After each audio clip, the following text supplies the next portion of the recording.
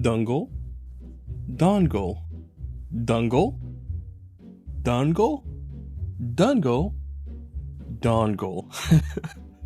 Guys, I promise I'm working on it. Today we're talking about the X line of controllers from EasySMX, the X05, X10, X15, and X20. It's a very up-and-coming popular line, and for great reasons. The value is amazing and they have a lot of features. So today we'll leave no stones unturned. Hi, I'm Clef and you're watching gametechtalk.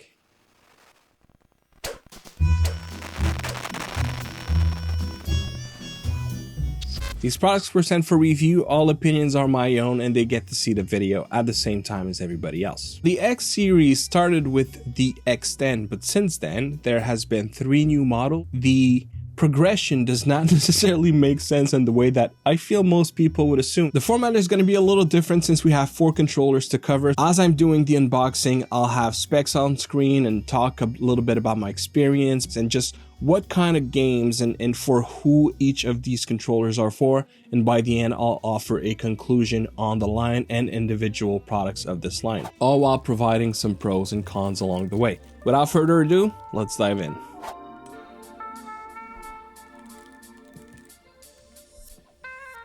It starts very strong with the X5 by having a rather slightly above average resolution for your sticks and overall great performance, including a 1000 Hz pulling rate when used wired.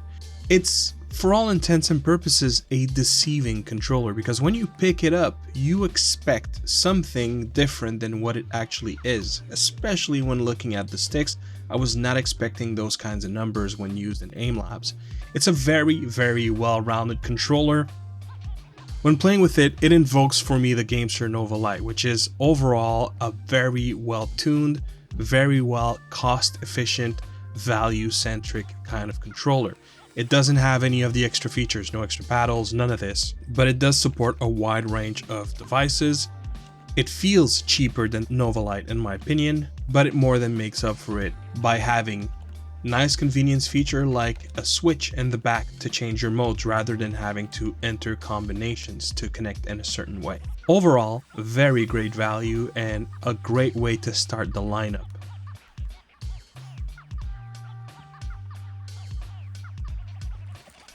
When looking at the X10, a product I previously reviewed and the one that started the whole X line, it's no surprise that it's beloved by a lot of people. It feels great, the ergonomics, and when you hold it, it actually feels like quality. In fact, I would say that out of all 4, this is the one that feels the best in my opinion. In terms of performance, it is surpassed by other models when looking at pulling rate, but it feels absolutely amazing, and in terms of the sticks and overall aiming, that was the one that felt the best. When it comes to the D-pad, that's where it kind of falls off, but everything else on this controller is phenomenal.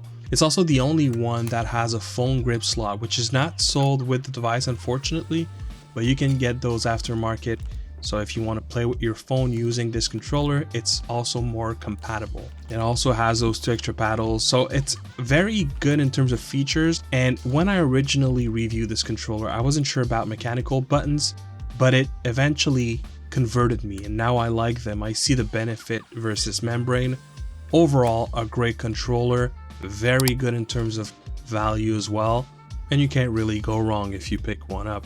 You also have the face plates. The one that you see with the anime girl is one that is bought separately. I think it looks great.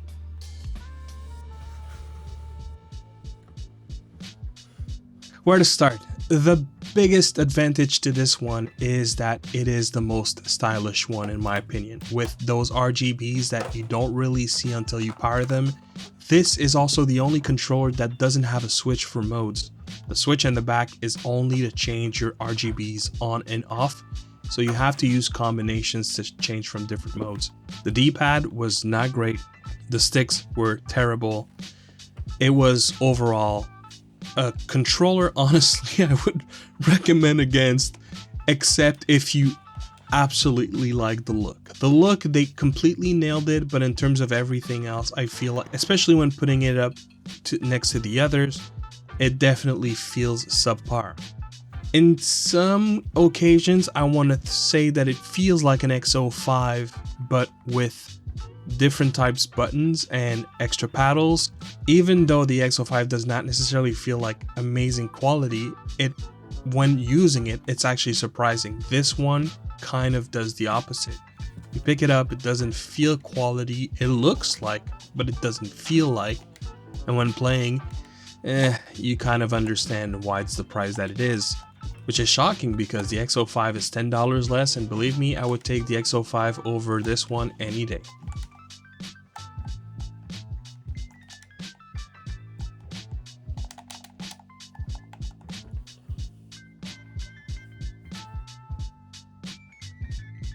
The X20 really stands out in terms of all the features that it has. It also has the best resolution in terms of your sticks.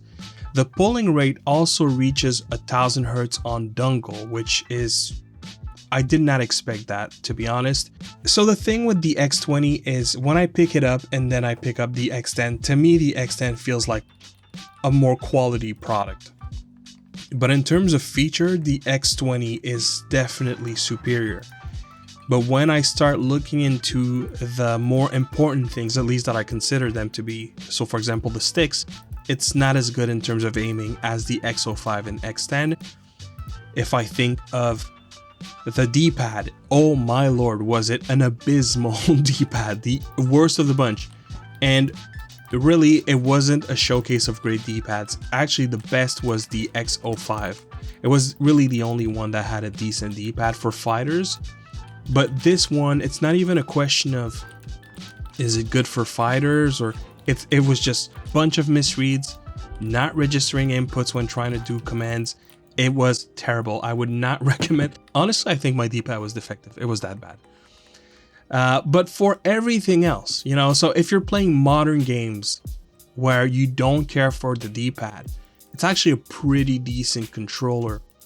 I would still favor the X10 for shooters, but this one, if you're willing to grow with it and learn with it, it's got a lot going for it, but it's also more expensive, so that's something to keep in mind. All right, let's move to the conclusion. And I also have a review that covered the Bayard as well as the X10 separately, so you can watch that one if ever you want to see that. All in all, I think they all have different benefits, different advantages. The X10, because of the quality that it invokes, it's probably my favorite out of the four. However, I have to say that the X20 is an absolutely bonkers controller when considering all the things that it has and the price point that it does have as well. It's a controller that many of you have asked for me to review, and I totally understand why. It's crazy how much value that it packs. But funny enough, the X10 still holds a couple of benefits over it, and I think that speaks to the quality of the X10. And I think that also speaks to why EasySMX decided to increase the line of products, because it started with such a positive product and it continued with products that all have their reasons for existing in the overall collection. And so I hope this video was informative. I hope you got the information that you were looking for out of it. Please consider doing the YouTube things. And as always, I'll see you on the next one. Peace. That was supposed to be the last frame of the video, but there's another 4 minutes where I kind of go over all the 4 different models, but in a more critical way and really comparing what I feel is more comparable to one another. I decided I'm gonna leave it. If you want to watch it, by all means. Technically the video is over, but you do have more information in that 4 minute. So yeah, let me know if it was a weird move to do. You know, everything is there. The pause, it's completely untouched. The pauses, everything. You know, just trying something different. All right. Now, when it comes to the X05, I think it's a great product, but if I'm being honest, it's a very competitive market right now. You have GameSir with the Nova Lite. You have 8BitDo with the 2C. I believe FlyDigi with the Direwolf. I've never touched that controller, but I think that's also in that lines of that price range. I'd say EasySMX X05 has some net benefits over some of them. The way that it's very easy to change your modes, for example.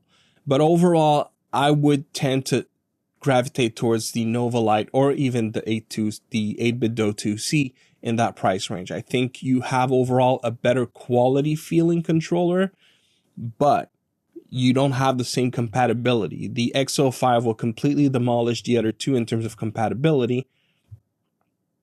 That's something to keep in mind. Ultimately, it goes without saying, go for the one that speaks the most to what your needs are. But I think it's a great product that has a reason to exist in the market, but it's also one where it has a lot of very interesting competition as well.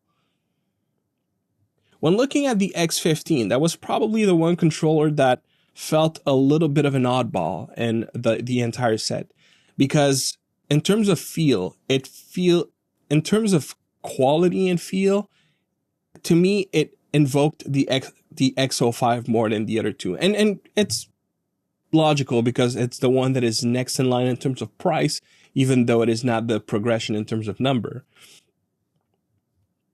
But, you know, think of it this way. The X15 is, if you want the X05, but you're going to miss those extra paddles in the back, then the X15 is the one that you want to go for. You're paying essentially that $10 USD to have those extra paddles. But you are sacrificing some features, which was a little surprising to me. It doesn't have gyro. It's the only controller actually in the entire line that doesn't have gyro. So if you know that it's a controller that you're going specifically for Switch, I would tend to say that the X05 is going to be a better option than the X15. But if gyro is of no importance to you, well then, the X15 is probably the better pick.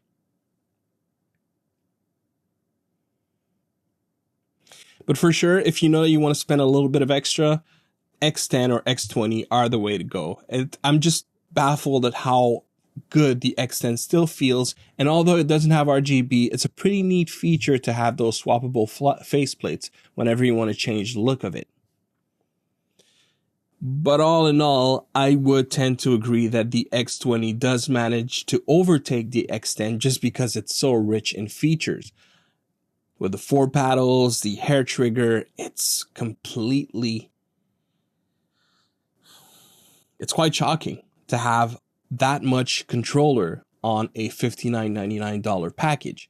With that said, the X10 is the only one that has the grip up top to install your cell phone, which probably for most people is not going to be important, and it's also something that you have to buy separate. But if that's something that you want, it's something that you can do only with the X10 out of all 4 controllers. The X20 is the only one to offer those replaceable sticks. Again, not included, but you can buy them aftermarket.